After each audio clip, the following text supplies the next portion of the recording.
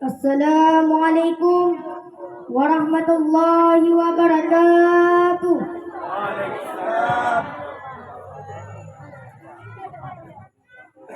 Undang-undang semecah beta semedut.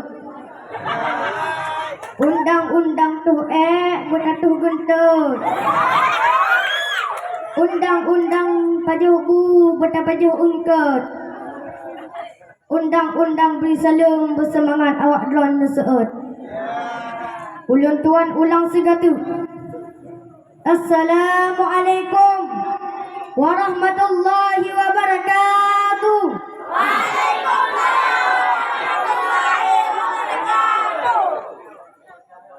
Alhamdulillah. Alhamdulillahi rabbil alamin.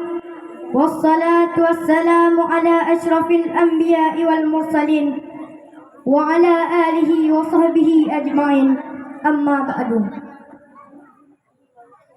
Pertama-tama, marilah sama-sama kita panjatkan puji dan syukur kehadirat Allah Subhanahu wa taala, yang mana oleh Allah telah melimpahkan rahmat dan karunia kepada kita semua. Dialah King of King, Raja di atas raja, yaitu Allah Subhanahu wa taala. Rahmat bertangkai salam kepada baginda Rasulullah sallallahu alaihi wasallam, yang mana oleh beliau telah menarik umatnya dari alam jahiliyah ke alam yang Islamiyah. Kepada sahabat beliau sekalian yang telah membantu Rasul ketika memperjuangkan agama Islam, yang saya hormati Dewan Juri yang berbahagia serta hadirin dan hadirat yang dirahmati Allah. Adapun judul pidato saya malam ini tentang kematian.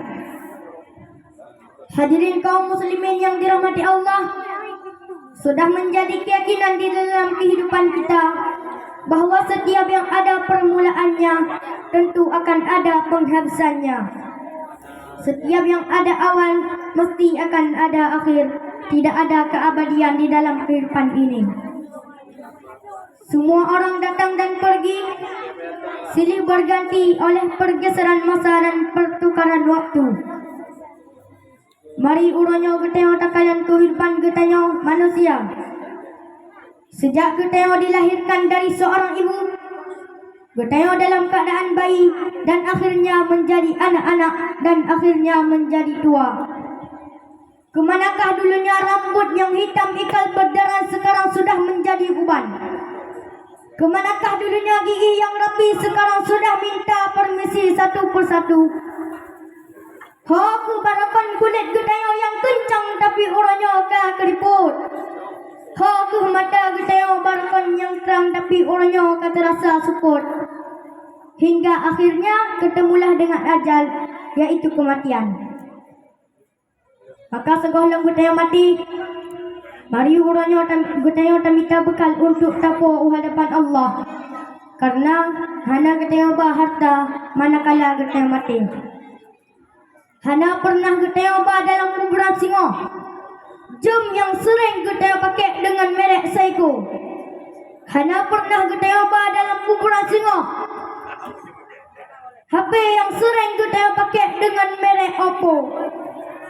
Hana pernah geteo ba dalam kuburan singo. Baju yang sering geteo pakai dengan merek Amco. Hana pernah geteo ba dalam kuburan singo. Silop yang sering geteo pakai dengan merek Mirado. Dan hana pernah geteo ba dalam kuburan singo. Rokok yang sering geteo pip dengan merek Marlboro. Ban Bandung yang tinggal di dalam dunia.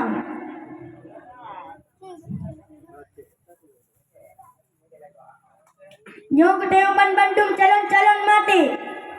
Calon gubernur goten tejit ke gubernur. Calon dewan goten tejit ke dewan. Calon bupati goten tejit ke bupati. Calon tengku goten tejit ke tengku. Calon geci goten tejit ke geci. Tapi monya calon mati nyo ban Bandung akan mati tahu hadapan Allah Subhanahu wa taala.